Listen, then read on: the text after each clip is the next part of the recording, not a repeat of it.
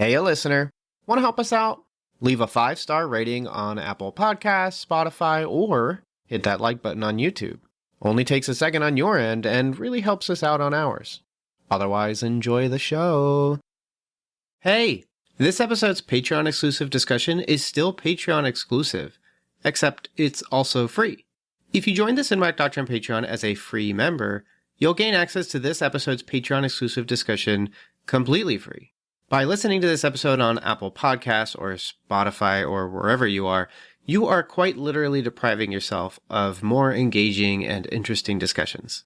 And did I mention they're free? So why not give it a try? Open those show notes, scroll down a little, press that Patreon link, and then follow the Cinematic Doctrine Patreon for free, and you'll be able to hear the extended version of this discussion.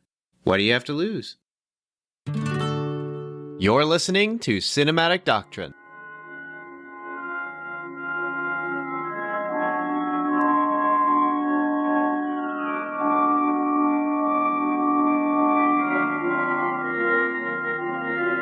I digress. Hey, if you just press play, you are missing out on 38 minutes of an extra discussion. This discussion is exclusive to Patreon supporters who follow on Patreon, not necessarily support. Yes, we are doing our second of 2 free uncut episodes of the year. Basically, if you go to patreon.com/cinematic doctrine and you have an account on Patreon, you don't have to pay us. You just gotta follow us as a free member, and you get access to the uncut version of this episode that you're listening to right now, which will have that 38-minute extra discussion, as well as uncut stuff throughout this episode. So what do we talk about for 38 minutes? So basically, there is this short film on YouTube. It is a very cute little short film called Scooby-Doo, Where Are You? In Springtrapped. It is a Rankin Bass animated styled Scooby-Doo Where Are You episode set in a Freddy Fazbear pizzeria. It's perfect. It honestly is perfect. It is a very cute mix. It's 10 minutes, but it has a little controversy about the project, so much so that the project had actually been re-uploaded and a second version of it exists that was put up months later. What that controversy is, we discuss for 38 minutes because it is highly related to the general film art philosophy of 2025. Now, this, of course, came out in 2023. It's a couple years old, but it is still open to talk about because things are still going on. And so, again, if you want to hear us talk about this short, spooky, other family-friendly kind of animated short, because it's literally just basically a fan-made episode of the show. Yeah. You can hear us talk about that and much, much more by going to patreon.com/cinematic doctrine and supporting by just following us, by just going and pressing the follow Patreon, be on the free member tier, and you'll be able to listen to this episode uncut, totally free. There are actually a ton of other free uncut episodes. Consider them trial bonuses. Yeah, there's a ton of benefits to supporting on Patreon. You're going to hear about all those as you're listening, whether you're following or choose to support at $3. So totally check it out. Again, if you want to hear the full version of this episode, it's totally free. Go to Patreon, go right to that bottom and press the follow. But hey, you press play because you didn't necessarily want to be hearing me talk about how you can support and help. Although that'd be really cool if you did. Yeah, do it. No, you press play because you saw we were going to be doing a Party Pleaser episode on The Haunting Hour. Don't think about it. Party Pleaser episodes are basically, we're going to summarize the whole film. I have the summary here. I'm going to start it from the beginning, go right to the credits at the very end. And we use that to jump off and talk about scenes, talk about how we reacted to stuff. It's basically a movie discussion, except if you've never seen the movie or don't care to see the movie, that's fine. Keep listening. You'll be able to hear all about the film and keep up just fine. We don't obviously get into every nitty-gritty detail, so you can still obviously go see the movie and be okay with that. But if you do not care, you'll be able to keep up just fine as we explain and share our thoughts. And then at the very end, we'll decide if we felt individually if the movie is a party pleaser or a party pooper. And that is for any reason. It can be any reason that we come up with. We decide that. So stick around and listen to us get off the fence. So The Haunting Hour is this film that released in 2007, direct to DVD. And it was screened on Cartoon Network, I think at least twice from what I could find. And it was pitched as a project to be trying to still be scary without gore, sex, or death.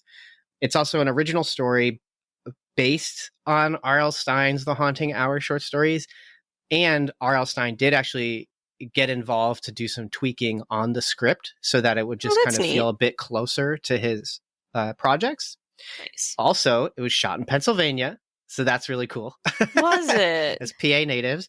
It was shot in Carnegie, Pennsylvania and Cranberry Township. So on the west of Pennsylvania, closer to Pittsburgh. So not Philly, bummer. Not some Philly film stuff, but still pretty cool. This Cartoon Network movie ended up spawning the Hub Network 4-season television show, which actually just did it was very much like Goosebumps. Every episode was a new spooky story. So Haunting Hour, don't think about it. It features Emily Osment, Brittany Curran, Cody Lindley, as well as Alex Winson-Reed.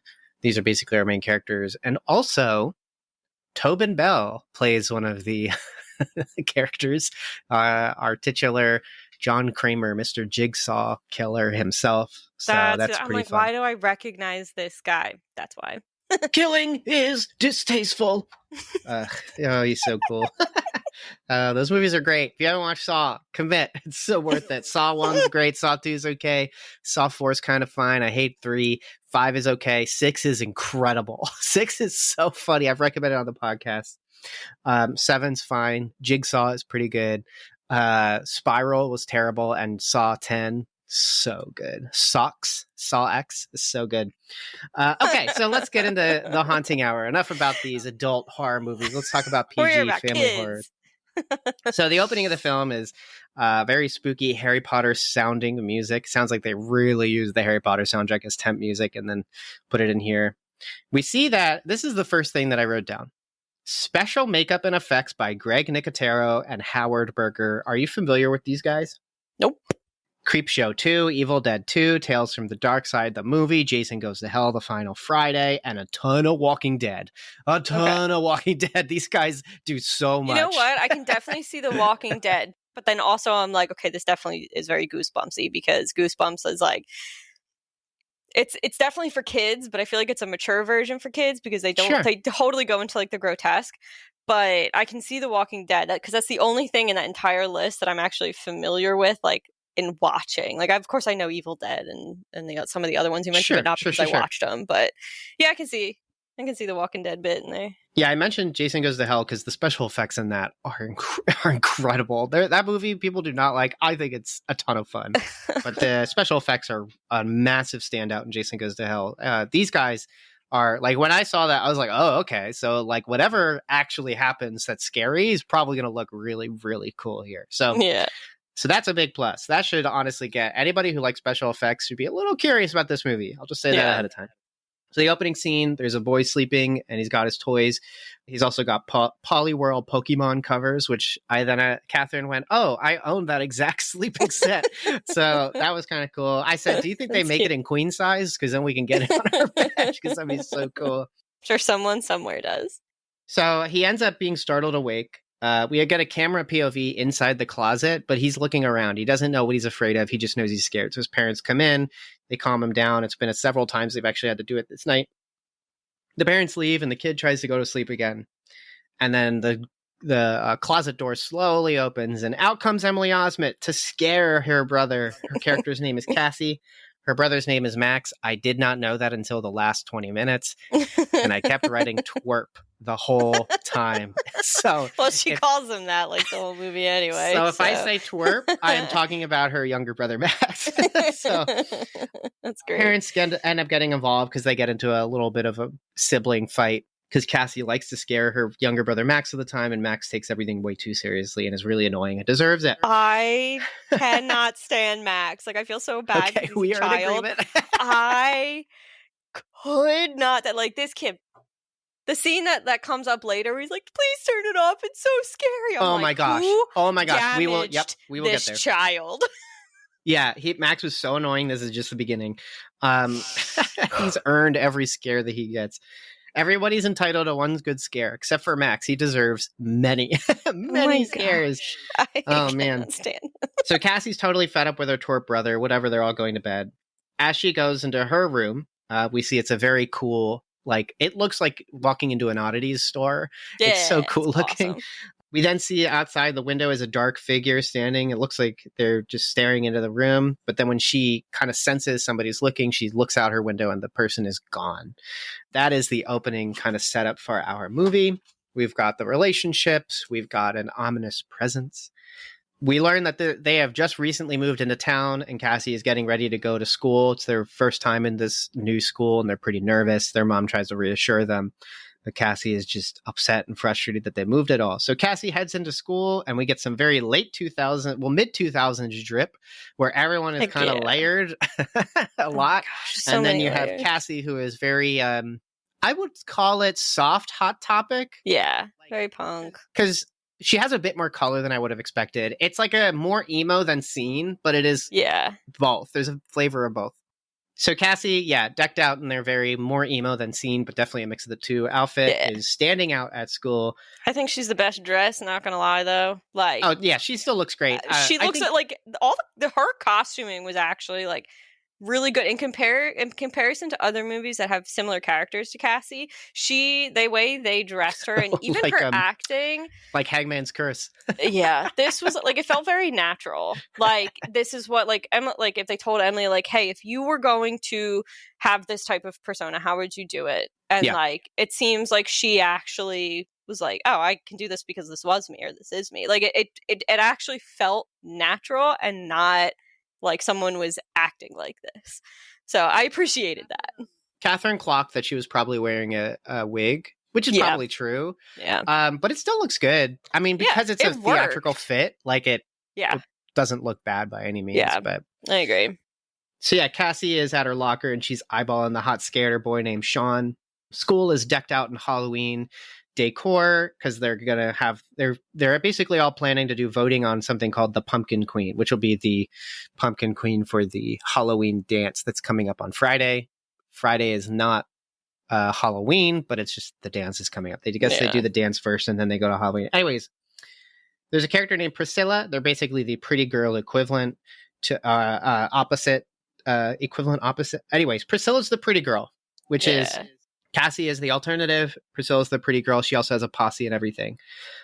Okay, we probably mention this every time we've done episodes about high schools. School envy. Come on. I know. No school's ever like this. Can you describe school envy for people who weren't here last year when we talked about school envy? Or the previous year? School sucked. I hated going to school. Like, people are like... I don't know where these TV shows and movies get like the idea that like high school was like idealized and all that kind of stuff. Like I didn't want to go to school. I didn't dislike junior high. I disliked high school so much. I went to the tech school to get out of it. It just wasn't fun. So I don't know where these people, these scripts and storytellers, like I don't know what they're doing. I will say the one thing I didn't envy was that flat as heck burger they were eating at lunch. You see how flat that was when Cody or whatever his name is, I'm not brought it to his mouth. It was so flat. I was not jealous of that. Yeah. I was like, the heck is wrong with this? This school was clean. People are chilling. Like, even though there's like the whole bully scene or whatever, like also decorating for Halloween. When did that ever happen? Like that did not happen at school. The school envy for me hits not because this place is decked out or beautiful. I would actually say that the high school that we see in I think it was the Philippines Haunted Mansion. That high school was insane. Like it looked amazing. It looked like a college campus. But the high school here just has a very retro brick and mortar design. And that just made me nostalgic because that's what my schools looked like whenever I was going. So I just got nostalgic for that. The aesthetic, the like, it looked like almost cigarette smoke white walls. The joke being, of course, the tar turning it yellow. Yeah, it just, I don't know. I still get school envy all the time. But that's because I am sick with the nostalgia and someday it will kill me. That's okay. Well, I don't want you to die, so that part's not okay. You may not know this, but the easiest way you can show your support for Cinematic Doctrine is to rate and review the podcast on iTunes, Spotify, or wherever you listen. So press pause and share your thoughts. We'd love to hear what you have to say.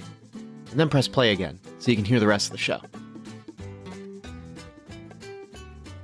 So Priscilla talks with their posse and says they want Sean to ask her to the dance. her posse's kind of interesting because Priscilla and the group of girls that she hangs out with, the two of them, they're all really cartoony for this movie that so far has not really been cartoonish. And I kind of just thought to myself, if the film was shot with any modicum of style, it kind of would have been more fun.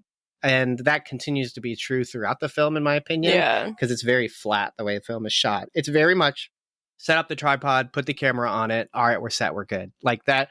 They don't spend any time doing anything creative here. It's a shame. But yeah, I thought that was interesting. So Sean, we could go to see him talking to his friend, and he talks about having to do a book report. Did you see the book he's trying to do the report for? It was an Edgar Allan Poe, like probably 5,000 pages. First off, no high schooler is like in their right mind. The entire collected works of Edgar Allan Poe. And it's the entire, So first off, why? No. Also, I guarantee the teacher probably would have like noticed that and been like, pick one. No, pick one. Like, pick or one 3 out poems. of this book. Yeah, like, come on. I gotta get this done in a week. It's like the book is like bigger than Stephen King's It. It's crazy. It's like, ridiculous. So anyways, this I just thought was weird. I don't know why they didn't just cut this out of the movie because it's kind of uncomfortable. This is totally irrelevant to the whole film, and I could even go without mentioning it. But Sean just says, I have to get this report done because if I don't, I'm going to be kicked out of certain things. And my dad's going to tell me I can't do them. I'm going to get grounded.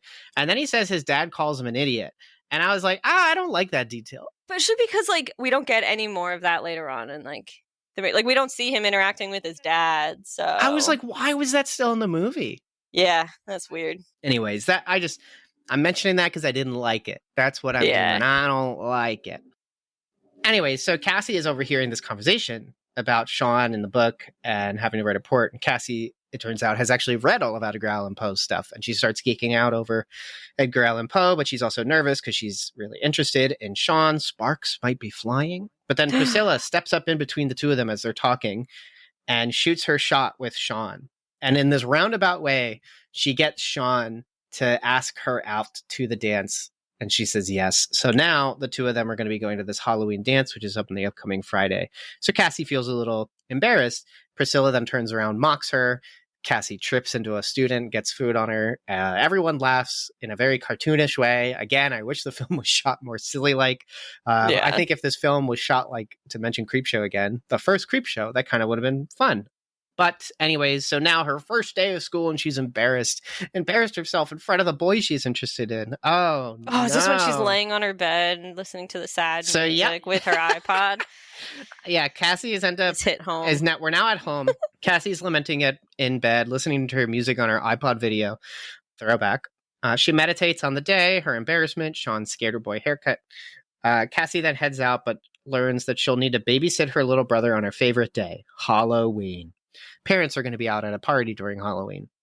This is the third very literal song that plays, by the way. So Cassie now has gone out. She's going walking. And the lyric literally just says something like walking down a small town road alone. And then that's literally what she's doing. Also, the sound mixing here, I don't know if you noticed, was like real bad. It was bad? Like, kept going loud and soft and loud and soft. I did notice that throughout the movie. Yeah. So, but this made me curious, being a film that has some lyrics that are very pointedly obvious to the scene. Can you think, like, what is the worst use of song lyrics to evoke the scene in the movie that you've seen? Because I can think of a couple, but I was curious if you had I don't know if I can. Because I don't know if I, like, fully pay attention in that way. Didn't you watch Vampire Diaries? Oh, yeah. Well, they do it all the time. The whole show. Yeah, the whole show. They do it all the time. I can't think of any, like, scenes. Specific but, like, ones? obviously. Like, if you're going to use that as an example. To explain kind of what I mean, like, I mean, I guess I already kind of did, but to you, listener, she's walking down a street and the song is like a sad lament song about being alone.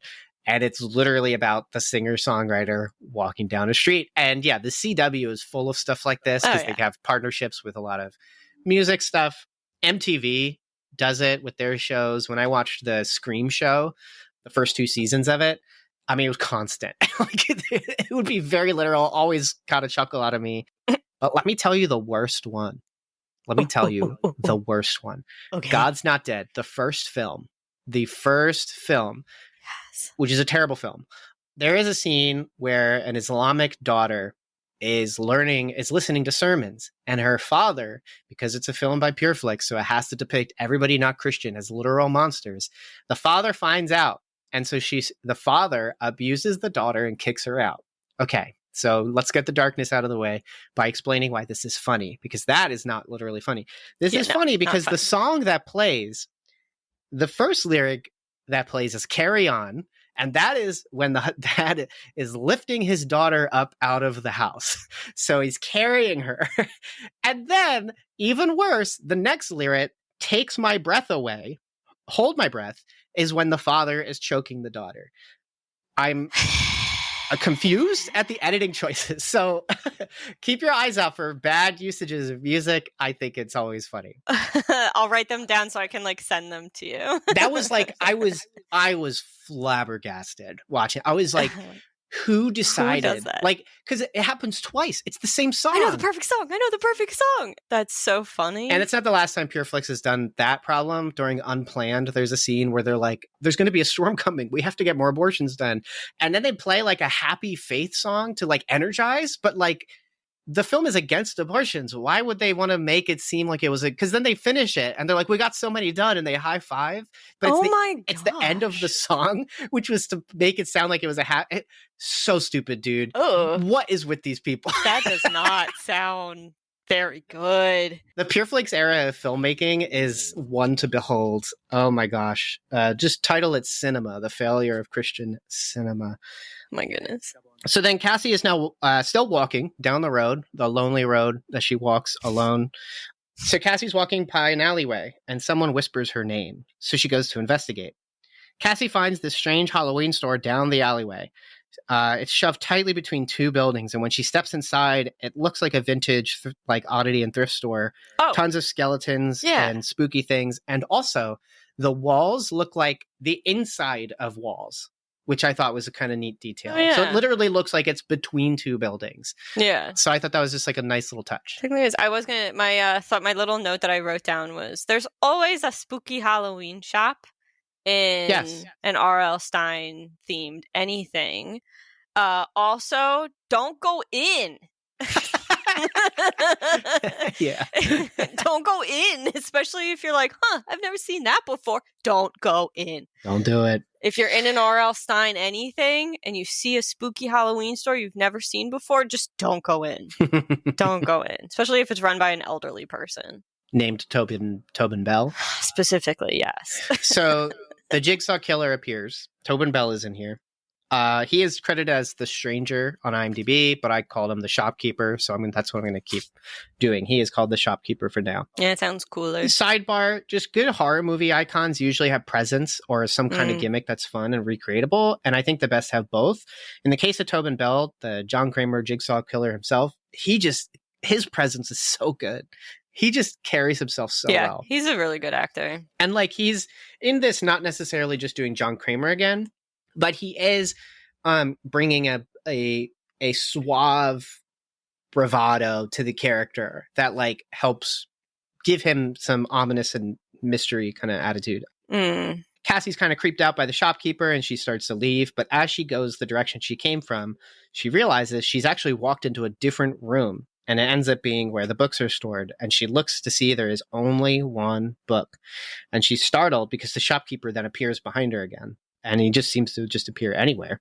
They're weird. In front of her is this single book called The Evil Thing. The book only opens with a key, but when she buys it, she gets the key, and he is very quick to sell it to her. It's and pretty then shove cool. her out the door, close the door. Shove her out the door because he's like, you cannot open the book in here. So she's now standing outside the store, which is now closed, and she opens it with the key. I just think this is a cool little prop where the key goes into the eye of a skull, and the skull unlatches and the book opens. And not the nose. Did you think it was going to go in the nose? Because I didn't actually know where it would go, but the fact that it went into the eye was just kind of a cool visual. I feel like the nose, just because that tends to be the central part and just sure. in a lock on something like that. But I thought it was cool too that it was the eyeball. But yeah, as she opens up the book, the winds pick up, things get ominous, and on the front page it's blank until the words "do not read aloud" start to flicker and appear on the page. Anyway, she shuts the book and just moves on with her life. Well, the wind next stops. Day comes along. Too. The wind stops when that happens too. So the next day comes along and Priscilla is named Pumpkin Queen. I just thought it was strange that they'd named the Pumpkin Queen before the event, but whatever, that's fine. They kind of have to do it for the next couple scenes to happen, the next scene to happen. I thought it was a funny gag that she goes up to Sean and is like, my date, but then Sean very visibly looks confused and irritated. So it's like, I thought that was just like, oh, that's some good direction there. I actually, I really like, I mean, I'm not a real big fan of the actor. I could like take it or leave it. I don't think he's for Sean, he wasn't that good here. No. He's not that great. But I will say, I like that, like, at the back to the beginning when Cassie gets like the food all over her and then everyone's bullying her, he does not participate in that. Like, he doesn't. And I thought that was really great. And then there's just a scene later on that I want to highlight as well. So he's not your typical, like, he might be obviously he's somewhat popular. He's the good looking boy because Priscilla wants him and all that kind of stuff. But he's not acting like the typical, like, airheaded, I know I'm popular, so I must also kind of like participate in the bully, the laugh, and all that kind of stuff. He's a little more airheaded, but not in like he is not stupid, but he is a little airhead. He is a kind skater teen boy. And like that kind of puts him in this place where the pick-me, Priscilla, is really coming at him. And it kind of makes for their dynamic being like at least enjoyable to watch. Mm-hmm. And like, I think there was intent to maybe make a follow-up film. And it really seemed like they kind of wanted to play with these characters again. Who knows? There is no follow-up. Yeah. As mentioned, it spawns a 4-season show later, but that's not with these characters. But the three of them are fun in how they interact with each other. And it's very clear that they, at least as far back as storyboarding, or as far back as pre-production, decided like, they need to be distinct. There needs to be something distinct here. And you can pretty much know these characters like and how they'll relate to each other because they're all very different. But I like that too. School tradition is upheld where basically the Pumpkin Queen breaks the Halloween piñata the night of the Halloween party, and that gets Cassie kind of curious. I think I could do something with that. So now we're at home and Cassie's parents are playing the dumbest Xbox game I've ever seen in my entire life. Would you like to describe how Max reacts to the dumb? Well, first, describe the game. Describe the game. I'm pretty sure, because I think I was like looking down for the moment, and all I hear is turn it off, and like people laughing and like sounds. And I look up, and it kind of looks like Duck Hunter, but also like Whack-A-Mole, like something with ducks or something. Like something's being dropped on some sort of cartoon animal and they're being smushed, but it's not even graphic. It's kind of stupid and cartoonish. Like or squirrels or something. Like it happened quick enough, but like you could tell it was just like, it's incomprehensible.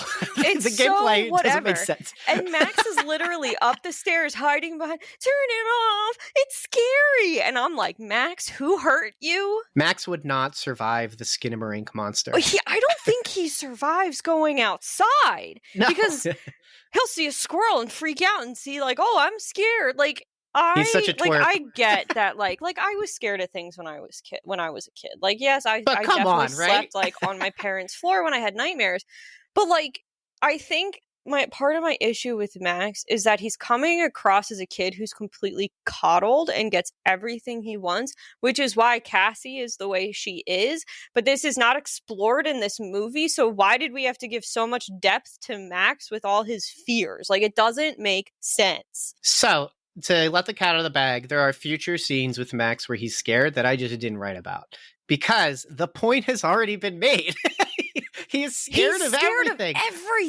So like, but then he's also no like, he's not a kind kid. He's not an honest kid. Like he's not nice. Like there'll be a scene that we'll get to because it's he's the not crux terrible, of what's happening. But he's annoying, which makes him a problem for the movie. There's a moment in my mind that makes him a terrible person, but we'll get there.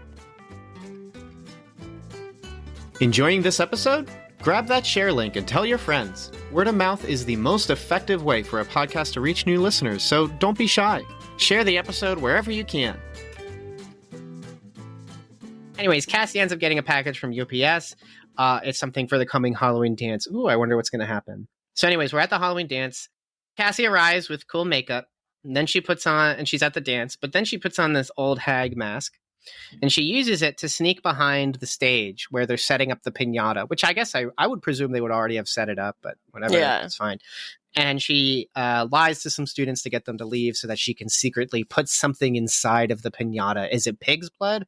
I don't know. That would be very ACOB of her, but I guess we'll find out in a minute. It's now then time for Priscilla to come on stage to be crowned Pumpkin Queen. And so she gets on stage. She's in this fairy costume surrounded by her posse, who is also covered in fairy costumes. Anyways, the pumpkin is then lowered. She's given a bat and she starts swinging at the piñata. And Cassie is watching in anticipation while everyone else is cheering on. Finally, the piñata breaks. Candy corn and other confectionery start to drop. And so do cockroaches, which then fall onto her. They get into her outfit. They fall on her face and her hair. And she's screaming and freaks out. And she ends up falling off the stage into a table that has a cake on it. And so now she's covered in cake. Cassie then, they're basically all dead silent. And then Cassie goes, and then everyone bursts into laughter, which I thought was a little funny. It's great. Very, very bad girl, which was kind of funny. And then it seems like Priscilla might have noticed, oh, I think this was Cassie's fault. And Cassie smirks, turns around and walks away, but not before we see that the shopkeeper is standing behind her. And then the shopkeeper vanishes. The thing I wanted to point out here was, if you noticed, Sean doesn't laugh at what happened to Priscilla. Oh, really? I didn't see that. Yeah, he doesn't laugh. He actually looks really like sad and all that kind of stuff. And I'm like, okay, he is a cool dude. He doesn't laugh when Cassie's getting bullied, but he also doesn't laugh when Priscilla is now getting bullied. And that is like a mark of a real nice guy or person, anyone who does that. Like he cares about both detail of them in a way. And I just thought that was a really nice, that was a nice detail that they put in there for his character, that like, he might be a little bit of an airhead and like not the smartest cookie in the tin, but like he's got a good heart. He's got a good head on his shoulder, that like he sees that this isn't right either. That's a good notice. I didn't even notice that. So yeah, shopkeeper was there watching ominously, and then he vanishes. So now Pumpkin Queen has turned into Cockroach Queen. It's the next day. Priscilla's being mocked by everyone, and people are also defacing her campaign posters that she put around, which is kind of funny. I think I missed that. So Sean didn't laugh, but we're laughing. I'm laughing. Yep. I thought it was funny. It's fiction. We're allowed to laugh when bullies get their comeuppance. It's okay. Yeah. I would have laughed if Max got his comeuppance. If it was a traditional horror movie like Final Destination Bloodlines, that kid getting crushed by the piano, that twerp who was constantly doing things he wasn't supposed to, and causes the death of several hundreds of people. Oh, yeah. No. I'm glad he got it. Oh, man, too funny. Good movie. So now we move forward. It's October 31st. We're finally at Halloween. Again, with the very literal lyrics that literally say, oh my gosh, October 31st.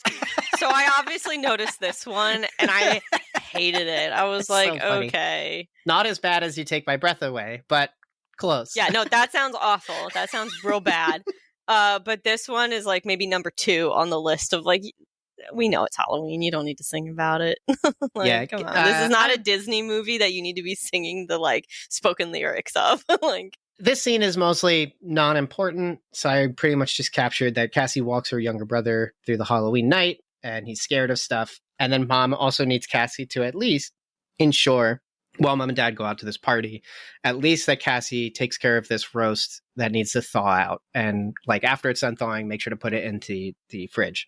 So as the evening continues, the parents end up going to their party. And I just presume that the party started at like 10 o'clock, because everyone has stopped trick-or-treating by this point. Right.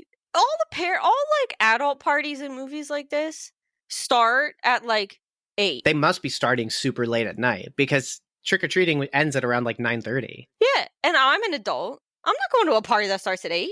I'm going to bed. Like, I'm literally I'm in my pajamas all day, but I am gearing down to like get in my pajamas. I'm curled up on the sofa watching stupid meme videos, and then I'm in bed by 9:30. And my husband can corroborate this. Like, no, I mean, I'll go to a party that starts at 5 and maybe doesn't end till 11. Like, that's fine. I'll complain about it because then like 9:30 comes around and I'm like, I'm supposed to be in bed. I'm not going to a party that starts at 8. So what adult does that? Come on. So now they're gone, and Cassie's trying to write their paper, but the little twerp Max wants her to read her a book. She doesn't have time for it. So then this is the thing that I'm guessing you were like, this is so uncool. Max turns the power off so that she loses. Deliberately. She does it deliberately, and she loses a lot of her paper. She doesn't have the habit yet of doing Control S constantly, which is what I do all the time. So like I have like 1,000 versions of stuff I do. Things like auto save now, which is nice. Yeah, no, I am so like this was so irritating. I'm sorry. I didn't mean to. I didn't mean to, and I'm like, kid. Like, come on. He is on a highway to hell. He is literally on a highway to hell. Like, he is so annoying. Oh, man. Like, and especially for the age. Like, I can get, like, a 3 or a 4-year-old doing something like that or whatever. He's closing in on tween age. He is old enough to know exactly what he is doing. And I think that's what irritates me the most about it. Even, like, all the scary stuff. Like, he knows what he's doing. And it annoys the heck out of me. It really does. He thought about it. So yeah, he ends up turning off the power so that she loses her paper and she's super mad. But then she realizes, ooh, I can get him back by reading the evil thing out loud to him because it's really scary. So she's like, all right, fine. We're going to go to your room. I'll read you a bedtime story. I'm going to read you this book called The Evil Thing. So she does what she's not supposed to do. She reads it out loud. This is when, at the very end, after she reads it out loud, it's just a series. It's like a rhyming, scary book, a la the Babadook, years before the Babadook comes out. But she then asserts, the book at the end then asserts, don't think about it, which is, of course, the subtitle of the movie. But that doesn't really play into the like mythos of the story. Like the concept of thinking about the horror and therefore giving it power doesn't play into it other than Max is scared. Yeah, I thought about it. But like, it's a horror movie, so that's kind of normal. Like, that's just like, anyways. So the twerp is scared. Cassie reassures him, it's not real. It's just a story. That is until we go outside and we look at a pile of leaves and a scary monster hand pops out of it because she read it out loud. And this is where we get our first scary scene where a pizza delivery guy goes back to his car and we get some POV of the monster where the monster's looking into the car and he's like, nice costume, guys, whatever. Until he's ultimately, the door is ripped off by the monster and he gets attacked. Take the pizza. We see what looks like garlic sauce go against the screen, or the windshield. I missed that. Yeah, it's like a splat. It's how they get the splatter noise. And so it's kind of fun. So what do we think about this first scare scene with the pizza guy getting attacked by the monster? I thought it actually was pretty clever. I think it's obviously very typical before a monster is introduced to have a scene like this, especially in movies like this. Yeah, like you don't really see like the car shake a little bit, and then you get like the power quick level. Like silhouette. Yeah, and then you usually are within the perspective, the POV of said monster. So I mean, it did its job. Like it did what it was supposed to do. It definitely is like kind of freaky. Part of me is a little annoyed that it's like, not to be totally spoilery, but it's like the only like stranger thing, like stranger as in a person, an unknown person, to be attacked by this. It's the only non-main character killed. Yeah, it's just some random dude. And it feels like I almost wish there was more of that, but that would have been cool.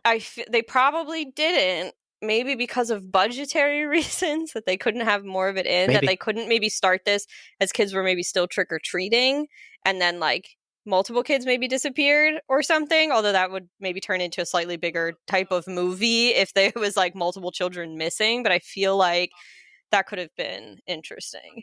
So it is now late night, Halloween. We know there's a monster afoot and the power goes out. Cassie is unable to finish her paper again, which is very funny as a recurrent gag. It's the last time they'll do it, but still. So Cassie and Max meet up because they're going to go out to the breaker and check out what's wrong with the power. But something's out there. And it's Priscilla and Sean. They come out and they were there to scare Cassie and film it the whole time. And this is how Priscilla's getting back. Sean very reluctantly. He's very reluctant. Sean very reluctantly is involved. Nice. And as we can presume from earlier, the reason Sean is there filming is only because Priscilla said, I'll do that term paper for you. Yeah. So Priscilla, she's like, I've gotten revenge. I filmed it all. Now I can get you back. And Cassie's pretty bummed. When Priscilla goes off with the camera, Sean sticks around for a minute just to say to Cassie, like, I'm sorry. Like, I don't like that this happened. Cassie, of course, is still angry at her. Totally valid. So Cassie and Max end up heading inside, and while Cassie's in the kitchen doing something, did you see the window? Shoot, no, I didn't. In the window is the creature. And we can Ah. see just barely eyes and a lot of teeth, and it walks past the window. It's dead silent. Cool. I thought this was just a cute little thing because that's a conventional horror. It's like stuff in the background takes place. Yeah. So as a kid, if you're watching it, you would feel, if you did see it, like something fun about horror and mystery and thriller is you can create scenarios where it makes the audience feel smart because they might have figured something out or noticed something. And this is one of those things horror can do, where in the background, maybe the creature's there, or maybe Michael Myers is there. Or in Halloween Ends, there's a scene where a character is being stabbed and you can see it before you hear it, but it's very, very, very hard to see. It's the pool scene, if anyone's curious. And this scene would be cool. If you're a kid and you saw it, you would be scared, but you'd be like, oh, I'm prepared. And the characters are not. And so it's some cool dramatic irony. Anyways, so they're inside. We now know the creature's outside in some capacity. They end up talking a bit while the creature's peering in the window, walks away. Twerp then heads upstairs. Again, I didn't get Max's name until a little later. It's pretty bad. Max ends up heading upstairs, but then we hear the back door opens a little, and Cassie goes to investigate. Max then is getting ready for bed. He's brushing his teeth, but something might be in the house. Something goes by the door. Now Max is inside his room, and he looks to his closet, and it sounds like something is in the closet. He's freaked out, so he goes to hide underneath the bed. When he crawls under the bed, the door opens up, and we see these giant reptilian legs crashing against the floor. As he's hiding under the bed, he looks out just past the bed, and his stuffed animal is there. And the stuffed animal gets grabbed, and its head is ripped off. Which, good riddance, because this kid is scared of everything. He's not scared of that monkey. That monkey is horrifying looking. It looks like the little clapper monkey, the one they just made the scary movie about. Oz Perkins movie, the monkey. It's what this kid doesn't make sense to me. I agree that it's a little ugly, but whenever I think that, I give Buddy's feelings and I feel bad, and now I feel bad for it because it's been beheaded. Well, yeah, I'm sad that the thing got beheaded, but this kid is a conundrum to me. That he is a very strange has kid. That as a stuffed animal and is scared of everything. Like, he's scared of his little soldier figurine staring at him because he doesn't know what he's thinking. Meanwhile, he's sleeping with this monkey with its mouth open and its eyes wide. Like, I don't get it. I don't get this kid. I do wish the buddy was cuter. I like cute little buddies. Yeah, so anyways, the best. Max is then like, I need to save my buddy, but the creature is there and it's on top of my bed. And so he starts to inch forward to reach and grab the severed head of his little guy. But then something grabs his leg and he screams and he's pulled out from under the bed, and then we cut away. So he must have been grabbed, and that's all we know. How is the second scare scene? What do you think about it? This was good too. This movie, like, as much as we're like laughing and like picking on different things, these scenes are really good. And I think, like, thinking back to whatever other Goosebumps I have watched or seen or whatever, like even other kids' horror, like, they seem to be pretty decent with the little scares like this, like especially the subtle ones where you're only seeing part of the monster each time and your focus is on whoever the character is that's being affected by said monster being close by and terrorizing them. And as much as I really dislike Max, the actor is very good. Good enough. he's very good at acting scared, and this is when he should be scared. Like this, I don't blame him for being very afraid at this moment. I think this scene was very good and strong with all those little bits. Some of the CGI, I think, like there was like a little CGI like tentacle that comes out like from the closet. It was a little clunky. I couldn't remember if it was bad. CGI. I thought it was practical, but either way, it's fine enough. That looked a little, but I think for the most part, a lot of it is practical. But this scene was good. I think it built the tension really well because at this point we haven't seen the entire monster yet. Yes. I don't think, right? No, we have not. Yeah, I like this scene. It reminds me of because like what it's trying to play on is a couple fears of like a kid in their room. You can't see in your closet. That's scary. Maybe you're brushing your teeth and like it's quiet at night. Everything's kind of settling down, but you're still awake. That's kind of freaky. And then, he gets under his bed, but the thing is on top of his bed. So now you actually feel more trapped than you were before. If I remember reading this correctly, James Wan, when asked about The Conjuring 1, he was asked like how he kind of came up with some of his scares. And if I remember correctly, because I think I've said this on the podcast before, but it's at this point been over 10 years, I think, since I read this. But it was James Wan said like, well, sometimes I'll just walk around my house at night and just think like, what would be scary to me right now? And then he writes it down. And then he's like, all right, I'm going to put that in the movie. And that's why you get like the great scene of the clapping scene in that movie, where he just has these really impressive, very simple, homely scares. And I think what's nice about this is like, if you're a kid watching this, your bedroom is like, that is your house. That's a sacred place. And now there's this thing in there like that. So I thought this was a cool scene to just toss in, knowing that like, if your audience are kids, that means there's much more in the world they have not experienced. And therefore you kind of have to work with what they have, which is bedrooms, homes, stuff like that. Right. Hey there, listener. Want to influence the podcast? Head on over to patreon.com/cinematic doctrine and support the show for $3 a month. In doing so, you'll be able to vote on a movie poll that picks a film we discuss each month. So jump on over there and have your voice heard. So anyways, the next scene we go to see Priscilla and Sean. They're actually out walking home. They're at a playground. Again, it's the middle of the night on Halloween. And they start arguing. Sean thinks Priscilla was way too mean. And so Sean ends up taking the tape recorder from her and removes the tape. Yes, we are old enough at this point where it's tape recorders. And so they can't take the SD card or take their phone and delete it. Still got to take the tape out. So he takes the tape out and walks away. Now Priscilla is just frustrated and mad. And now Sean is far enough away that Priscilla's on her own. But something's there, and she ends up hearing something, and she turns around, and she's attacked by the evil thing. We end up getting a pretty good, decent enough shot of the evil thing here. It's pretty big, it's bulky, it has the very much like the big hulking monster movie look of a thing that isn't quite too scary for adults because it's so lumbering that you're like, okay, I could outrun that. But it's definitely scary if you're a child because its teeth are crazy. Its face is very grotesque. It's drooling. I'm a big fan of Monster Slime. I think it's so like goofy. And so I think it's always fun when you toss that in a movie. It's gross. Sean, though, hears Priscilla screaming and he runs back. And Sean then sees the giant creature. And then there's these two white organic sacks. They're like cocoons on the ground wriggling and screaming. And he's pretty sure that Priscilla is in there and recognizes Max as well. And the monster is huge, has all these tentacles that are flipping around, which I thought was also a pretty creepy addition because tentacles are just so strange. Like, especially for a land creature. I don't know what the utility is other than, I guess, the second you sense something, they're like feelers. You attack it, kind of like in The Thing. Yeah. So Sean ends up running away and getting away from the evil thing, as the evil thing seems preoccupied with these cocoons that it has. He ends up running to Cassie's house, and he tries to convince her that the evil thing is real, because they had overheard the evil thing being mentioned earlier, and that that her brother and Priscilla have been captured by the evil thing. This is when I finally learned Twerp's name is Max. So just in time for him to pass away. Just to be clear, like I said at the beginning, no one dies in this movie. He then is like, if you don't believe me, check his room. So the two of them run upstairs to check the room, and Max is gone out the window, and there's slime on the windowsill. Cassie is convinced that the cops won't help them because it's Halloween.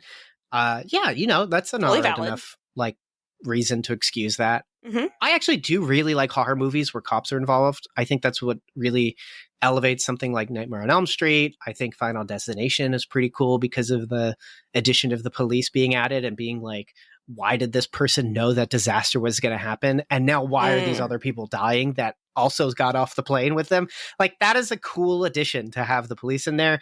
But this movie has to pick its lane, and it's sticking to it. And I think that keeps it from being bloated. So anyways, I like this line, but she just kind of like pauses and goes, we have to kill that thing. And just full stop. I just thought I love this like very matter-of-fact attitude of like, no, time to kill it. Like, just end its life.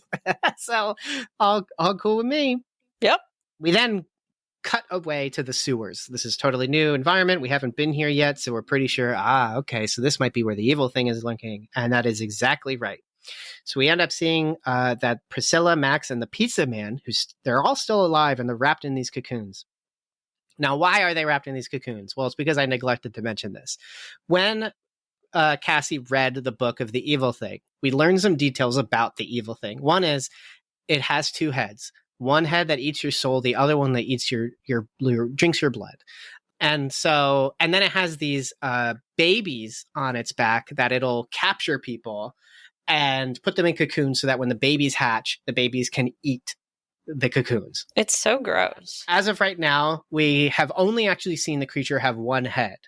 And now we finally have seen the sacs, but we haven't seen the babies be born yet, although we have seen on the creature's back through some angles and trickery, we see that it has sacs of some kind, egg sacs of some kind. Mm-hmm. It's like a mix of like a reptile and a bug. It's kind of like that kind of look. Yeah. Kind of reminded me of gremlins with the way they pop out their backs. Gizmo would never. No, we love Gizmo. So we get a decent shot of the evil thing. Do you want to describe the evil thing? I've kind of described it, but now we're getting a full shot. How would you describe it? It's big. So we're currently going through Alien Earth, and so I'm not necessarily going to say and compare it to the Xenomorph, but it's got it stands very similarly, like it's kind of like up on the two legs with the arms and is like the hunched forward. It's like the Hunchback of Notre Dame crossed with the alien.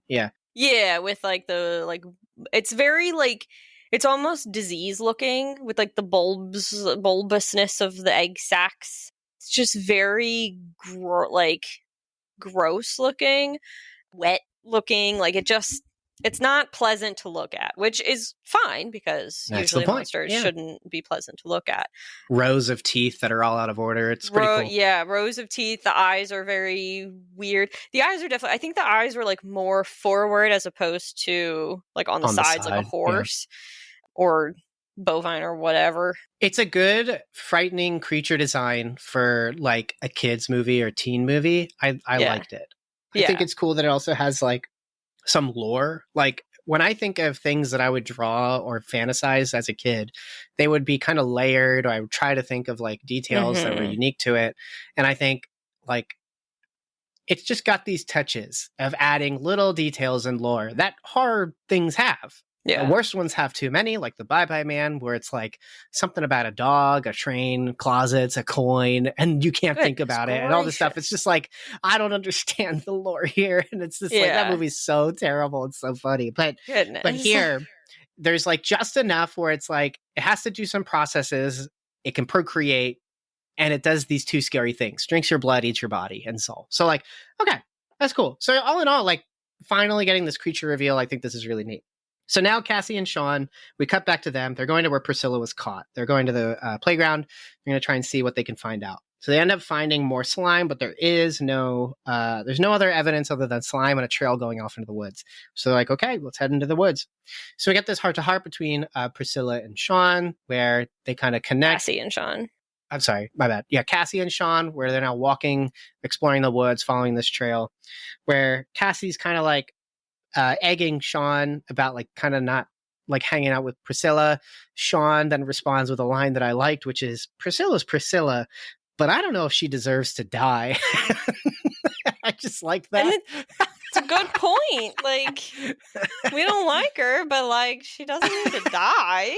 Maybe I like have tension.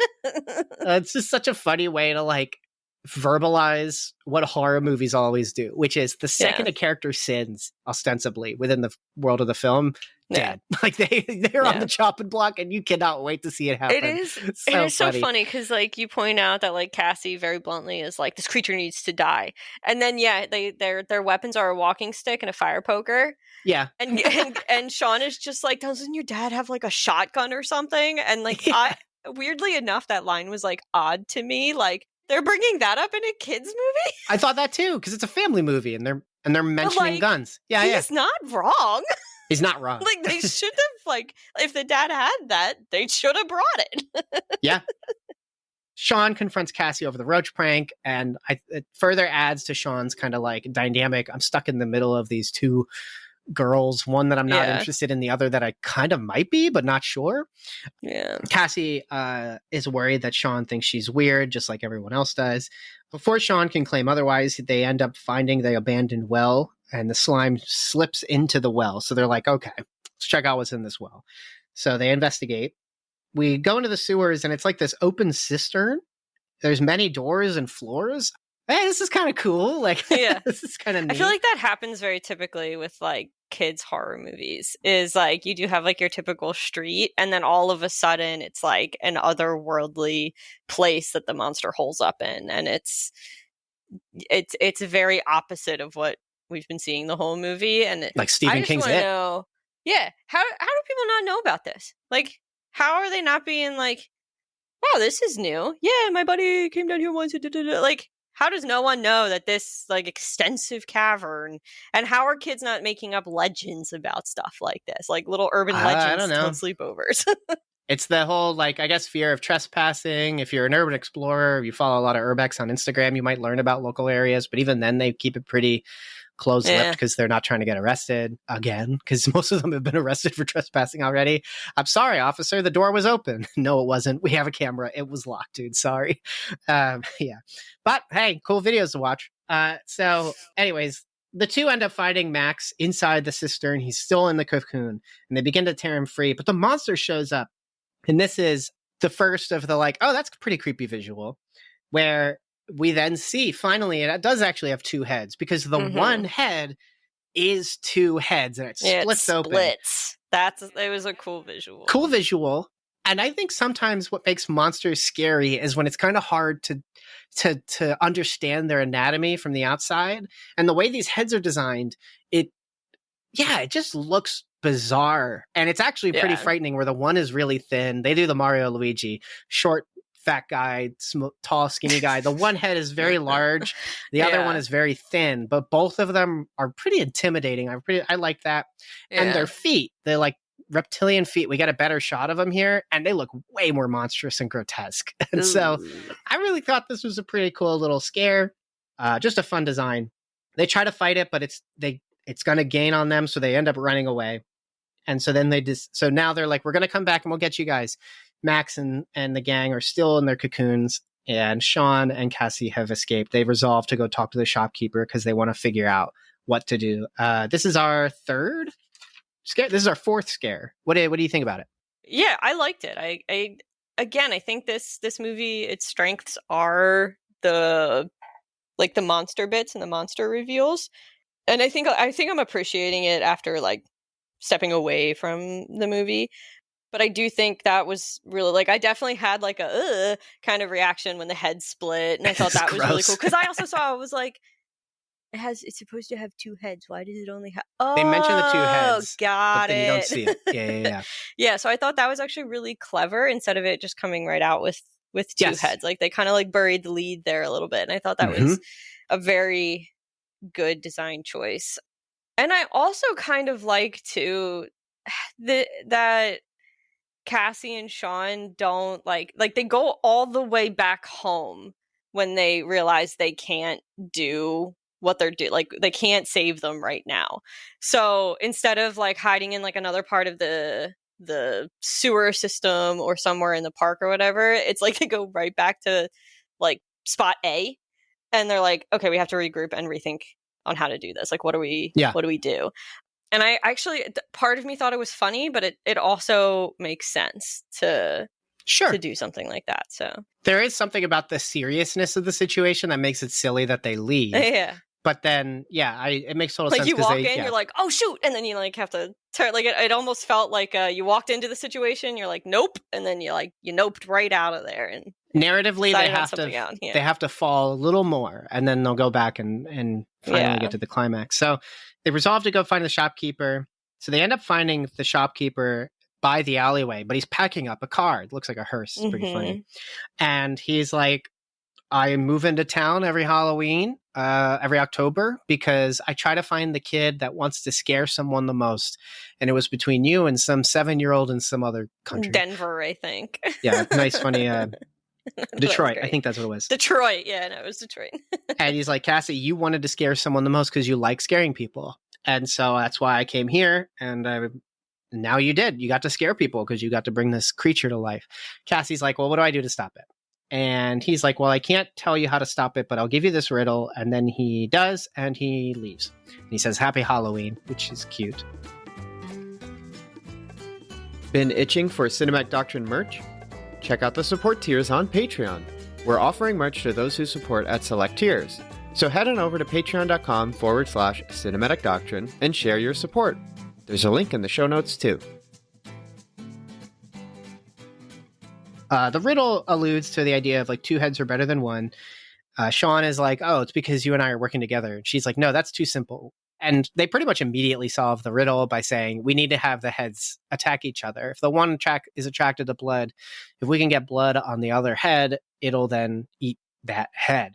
Mm-hmm. And so they're like, well, we have that roast back at home. So they go to the roast, they drain it of blood, which technically is not possible because it's the blood has already been drained. Anyways, doesn't matter. It's just for the story. Also, that's a lot of blood. Oh, yes. Coming out of that roast. And I would just like to say, he does not wash his hands after touching raw meat, and that's nasty. Yeah, that's pretty gross.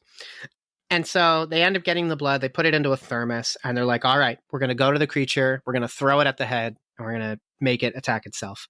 So we then go back to the sewers. Sean and Cassie are not there yet because we're in the sewers to watch the eggs hatch off of the back of the evil thing.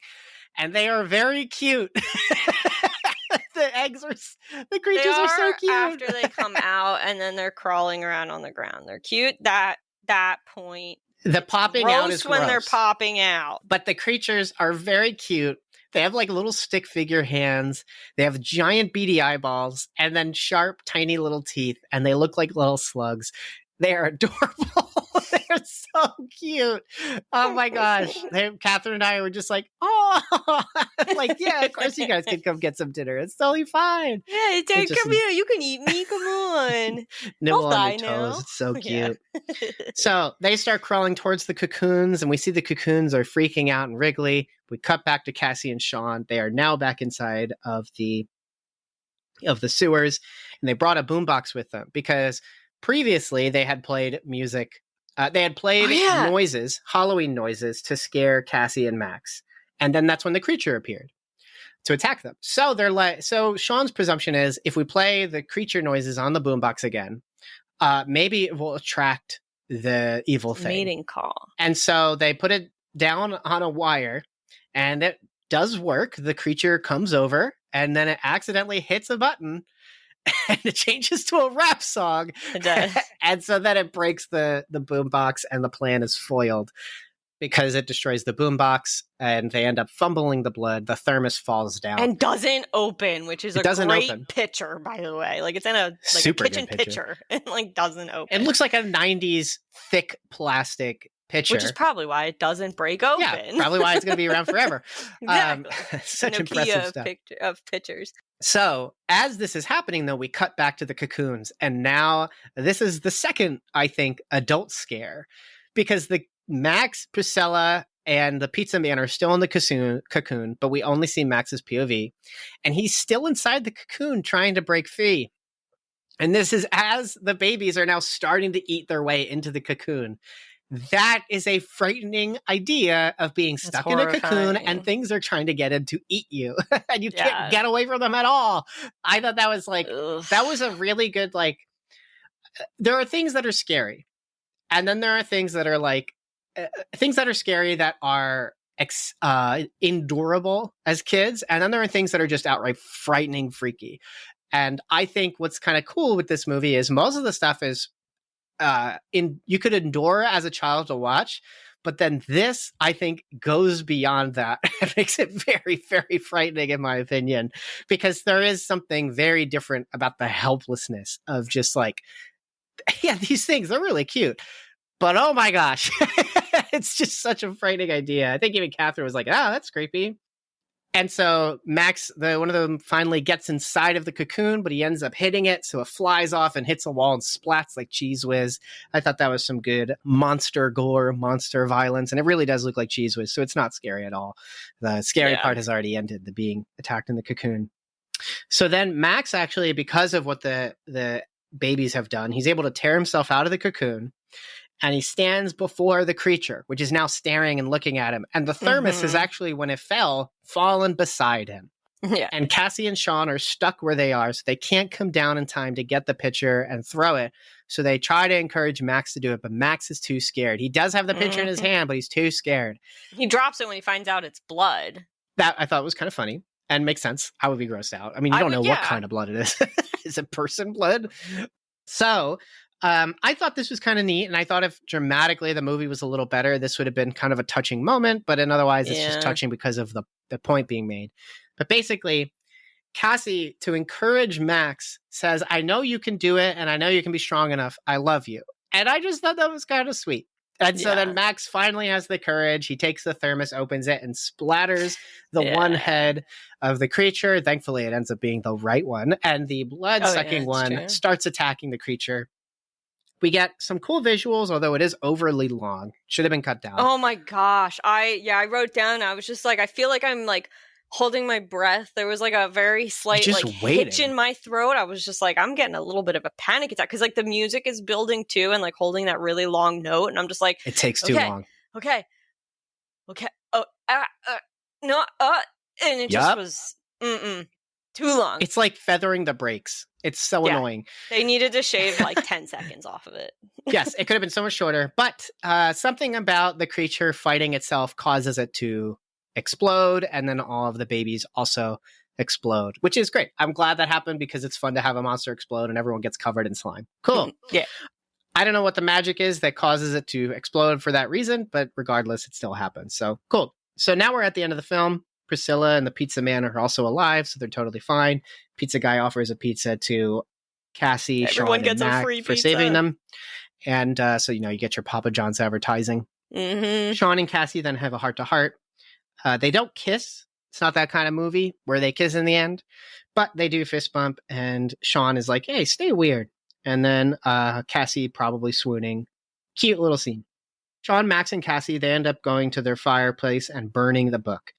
Then Sean and Cassie end up leaving while Max is watching the book burn. And it kind of looked like it implied that Max grabbed the book out of the fire. But that is actually not what happens, because in a minute, the parents are going to come home and see the book in the fire kind of fall on the side. So I don't know why that was the case. Maybe they actually intended to do one or the other, but for some reason in the edit, this got stuck in there. Whatever. Yeah. So now Sean is gone.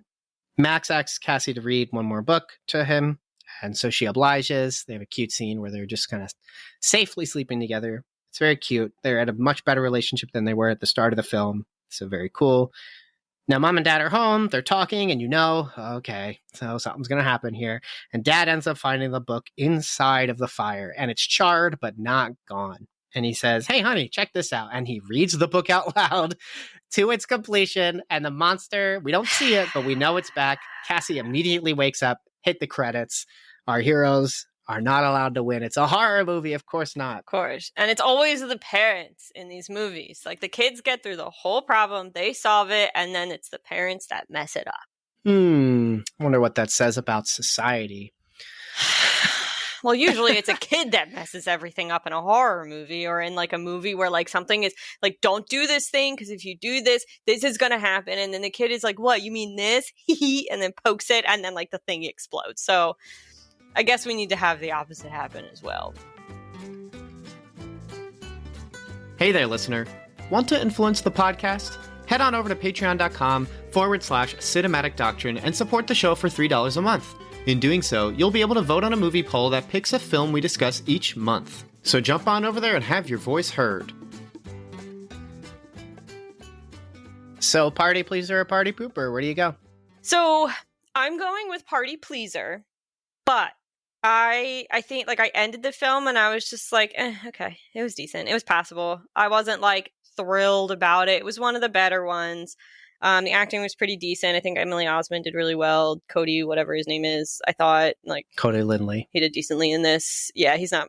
I had a huge crush on him when I was a kid. Yeah, he's in Hannah Montana, isn't he? But I don't think he's a very. Yeah, he's. They both are. The Emily is right. Yes. The best friend, and then Hannah dates Cody. But I thought it was good.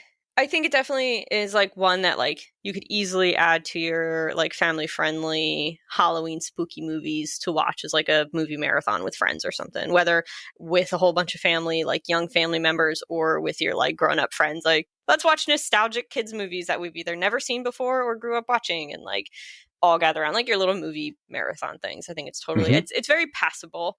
I don't think I'll ever watch it again, but I didn't hate it. I didn't hate it. Yeah, I also am going party pleaser. I liked it. I think it's a fun, accessible, 1 point above, like Ernest Scared Stupid is freaky at times, and it kind of is fun how they get away with putting some gore in, because when the trolls melt, they just turn into like viscera and bones. It's like really creepy. But I think that movie is not as actually creepy as I think this one is. I think this one's a little creepier because of the like attacking the sacred space of the bedroom, and then also the cocoon thing, and then the creature itself I think is creepy. As a kid, I don't remember finding the trolls in Ernest Scared Stupid creepy. I thought they looked strange, but that's because the Chiodo brothers make very like weird, slimy, cartoonish creatures. And so all that to say is, in terms of comparison, I think Haunting Hour is a little creepier, and I think that gives it some edge. And then, yeah, I also liked that it had a little more with its characters. We already talked about them having a bit more of a dynamic attitude to it, Sean being a better character than probably another movie would have tried to do. And and then also like it's not like Hangman's Curse, where like that movie is bad, but it's like kind of funny, and then the addition of it being a faith horror movie is like interesting. This one is just like actually kind of good, and both personally, I think it would be interesting to watch if you're just on your own trying to find like hey, I'm just going to watch a PG horror movie. But then also with a crowd, it's like it's got that Spirit Halloween vibe of just it's a Halloween movie. It is Halloween treated like a holiday movie, and I'm a sucker for movies like that. I love movies that treat Halloween like it's a holiday. And so, that party pleaser for sure. I'll probably watch it again, not probably anytime soon, but like having kids, I'd totally watch it again. Friends over, maybe, I don't know. But yeah, I thought this was pretty fun. Want some quick updates on the podcast? Follow the Cinematic Doctrine Instagram for cool posts and story updates. Press the link in the show notes or search Cinematic Doctrine, that's one word, in your Instagram app. Oh, and we're on Threads. Check us out there too. But let's get into recommendations and get out of here. So what do you recommend? Yeah, so I'm really excited to recommend this book that I just finished reading. And it's actually very appropriate for both the Patreon and the movie we just watched, because it's family friendly. Like I'd say young tween to obviously an adult can read this book. It's called I Found Puppets Living in My Apartment Walls by Ben Farthing. It's short, and it's, if you're familiar with the video game Poppy's Playtime or other mascot horrors, kind of like Five Nights at Freddy's and Backrooms came together, and you get this like really fun horror. But so it follows a character named Johnny, whose grandfather went missing a year ago and has been recently like written off as dead. So they've like written out the death certificate. So he and his cousin go to the apartment where he was living to begin packing up everything. You find out that the apartment building that his grandfather was living in is the same studio where he filmed the puppet show that he came up with and started many, many years ago. And so a lot of the book is Johnny going through a little bit of nostalgia and like almost grieving nostalgia, like a sad nostalgia about his childhood growing up with not only this TV show that was similar to Sesame Street, but living and interacting with his grandfather, the creator of said show, and like being on set and all that kind of stuff. And then his cousin, who is basically the Disney adult version with this puppet show. Like she loves it. She collects all the different things. She's like super into it and everything. So they're back at this apartment, and one of the first nights there, he wakes up and finds one of these puppets staring down over him as he's sleeping. And he doesn't really know what to do, so he stays still, and the puppet starts to walk away, very limpingly, because the grandfather only controlled one side of the puppet, and that's the side that's moving, and it disappears into the wall. And so Johnny's like, what the heck? I have to figure this out. And so he and his cousin journey into the walls of the apartment, and then like terror ensues. But it's not terror like it's a cozy terror, I guess. Like if you've played Five Nights at Freddy's, you'll be fine with this book, or Poppy's Playtime, stuff like that. Like you'll be fine with this book. It's not gory. It's not like keep an eye on the corners of your bedroom kind of thing, unless that you're susceptible to that. I'm very excited to look into his other books. They're part of an I Found series. I thought it was really good. I liked that it was very touching as far as kind of considering like childhood nostalgia. And like we tend to talk about a lot of childhood. I mean, we did it today. Childhood nostalgia, sometimes in like a good way. Things that you watch that you really, really loved, that you like to revisit as an adult. But then there's also like a sadness to childhood nostalgia, things that you'll never really be able to experience again because you can really only experience it as a kid. And then what do you do with that? And then what do you do with that when like the person you looked up to who created those things is no longer around? So it's a very good book. I highly recommend it. So yeah, you should check it out. And then I'm going to recommend, I'll do this one first, even though it could be out of order depending on release schedule, but Final Destination 2. I'm going to do Final Destination 2. Final Destination 1 is good. I liked it. I watched it with Catherine last week or the week before, and it's not great. I think the ending could have been better, but it's still pretty fun. But Final Destination 2 is so much fun. Oh my gosh. So there was a local screening. It was going to be on 35 millimeter print. Just a little fun trivia. The screening I saw it at was a 35 millimeter print directly from Warner Brothers. And it was so fresh that the woman who was running the projection said, when theaters typically get film reels, they have these parts of it that are black, and you basically snip it, and then you can connect them depending on like what kind of projector you're using. This still had those sections in it, which means it's essentially untouched. And so this is an untouched copy of Final Destination 2, basically the only one that Warner Brothers had that they lent out to this theater, which they were like, we feel honored because like this is crazy. And it looked pristine. Anyways, the movie, so that was just really cool. Just, bragging, I guess. But really fun to always watch movies on film because the colors are just so vibrant. They just feel so full. And some movies have looked better. The special effects have just looked better on film. Mars Attacks, perfect example of that. But anyways, Final Destination 2, this is the one that opens up with the car accident and the logs. The one that makes everyone terrified of the highway. Tons of fun. Extremely well shot. Like I'd already seen this scene before going to the movie to see it, but like this is incredible how they build tension through just editing. Like the editing proficiency of these films is like that second movie was just incredible in the way it edited itself, and the constant usage of film as just a perpetual case of association based on scenes and camera focus, the way it suggests stuff to you and says this might be important, and then you're just kind of having to figure out what's going to be important. What is the danger here? Just so much fun. So like it was very funny. I felt like the second one compared to the first better understood that part of the fun of the movie is the like you're just trying to figure out like what's going to get these people or will they survive? And oh my gosh, laughing constantly, reacting to the movie. I mean, I was probably the most reactive in the theater, and this theater crowd is always engaging with the film. And then right into the very end of the film, we were just having a ton of fun that night. So definitely recommend Final Destination 2. Get a couple friends over to watch it. You don't have to see the first one to get it. It might add a little to it. The first one is pretty fun, but the second one better understands the idea of pairing tragedy and comedy together to make for a very fun movie. Totally recommend it. Check it out. Could be a fun October watch for you and your pals.